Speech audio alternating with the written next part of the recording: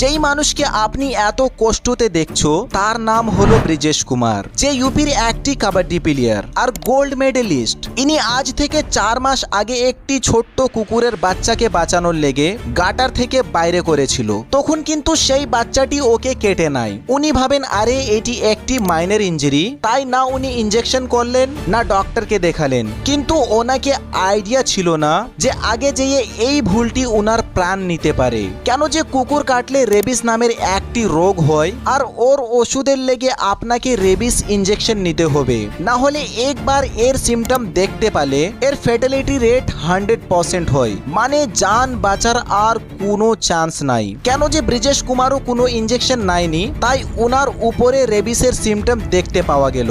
মানে ওকে জল থেকে ভয় লাগতো, কুত্তার মতো বিহেভ করতো, আর লাস্টে 1 জুলাইতে ওনার মৃত্যু হয়ে যায়। ব্রিজেশের ভাই সন্দীপ কুমার বলেন, আমাদেরকে তো এইসব নিয়ে কিছু আইডিয়াই নেই, আর গ্রামের মানুষকে কিছু এইসব নিয়ে আইডিয়া থাকে না, তাই এই ভিডিওটি আপনার গ্রামের বন্ধুদেরকে শেয়ার করে দাও।